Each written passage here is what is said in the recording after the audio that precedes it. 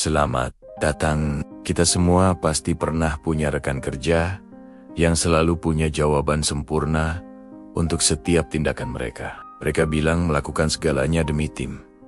Tapi entah kenapa, justru Anda dan rekan lain yang merasa lelah, terabaikan, dan terluka. Anda sedang berhadapan dengan apa yang saya sebut sebagai arsitek buta empati, seseorang yang sangat mahir menyusun cetak biru sempurna untuk membenarkan tindakan sepihaknya, namun sepenuhnya mengabaikan penderitaan tim pelaksana.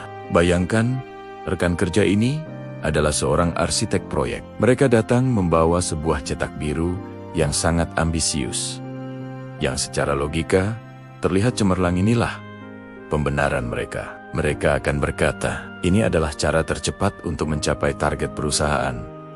Atau ini semua demi menjaga integritas bangunan kita. Namun, di saat yang sama, mereka sepenuhnya mengabaikan tim pelaksana, yaitu para tukang bangunan. Mereka tidak peduli jika Anda harus bekerja 24 jam non-stop, atau jika standar keselamatan kerja diabaikan begitu saja. Yang penting bagi mereka hanyalah hasil akhir yang sesuai dengan cetak biru egois mereka. Ketika ada anggota tim yang terluka atau kelelahan, arsitek ini akan bersembunyi di balik misi mulia. Mereka akan memutarbalikkan fakta sioliola penderitaan tim adalah konsekuensi yang tak terhindarkan.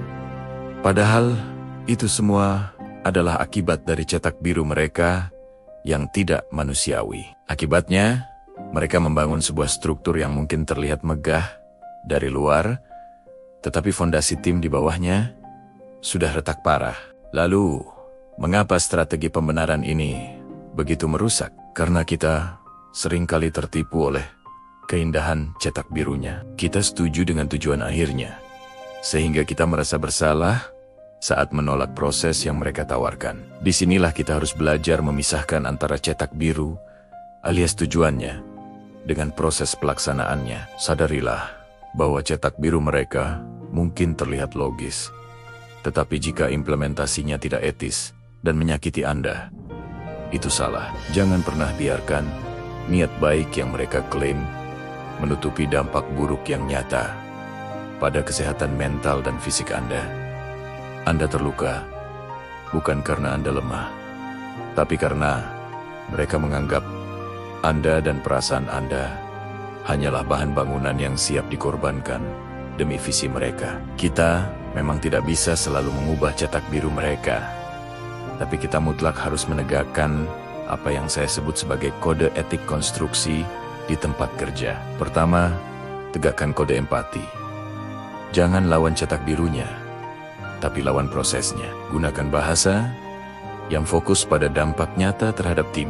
Alih-alih berkata, saya tidak suka cara ini, coba katakan, rencana ini memang terlihat efisien, tetapi berdasarkan jam kerja tim yang sudah kita sepakati, ini tidak realistis dan akan menyebabkan burnout massal. Bagaimana kita bisa menyesuaikan prosesnya agar lebih manusiawi? Dengan begitu, Anda tidak menentang tujuan, tapi mempertanyakan cara mencapainya. Kedua, jadilah inspektur keamanan. Anda adalah penjaga batas diri Anda dan juga tim Anda. Jangan biarkan mereka menggunakan Anda sebagai bahan bangunan yang siap dikorbankan. Tegakkan standar keselamatan. Dalam hal ini, keseimbangan kerja dan kesehatan mental yang tidak boleh dilanggar oleh siapapun, termasuk oleh si arsitek. Mari kita coba terapkan prinsip inspektur keamanan ini mulai hari ini. Ada beberapa langkah praktis. Pertama, identifikasi cetak birunya. Saat mereka mempresentasikan rencana sepihak, mulailah dengan mengakui tujuan mereka. Anda bisa bilang, saya setuju dengan tujuan akhir dari proyek ini. Ini menunjukkan bahwa Anda mendukung hasil, bukan membenci orangnya. Ini adalah langkah strategis untuk membuka diskusi. Kedua, setelah itu, tarik garis merah. Ini adalah kode etik Anda.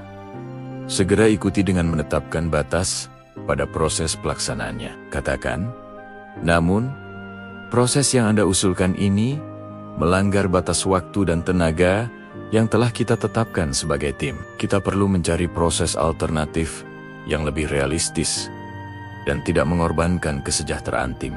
Ketiga, dokumentasikan setiap potensi pelanggaran. Setiap kali ada risiko burnout atau pengabaian terhadap perasaan tim, pastikan itu tercatat. Kirim email ringkasan setelah rapat yang meminta mereka mengonfirmasi timeline atau beban kerja yang jelas-jelas melanggar batas. Ini bukan untuk mencari gara-gara, tapi ini adalah bukti bahwa Anda telah mengajukan keberatan secara profesional berdasarkan kode etik kerja yang sehat. Anda berhak bekerja di atas fondasi tim yang kuat, bukan yang retak dan berdarah. Jangan biarkan niat baik seseorang menjadi pembenaran untuk merusak kondisi Anda.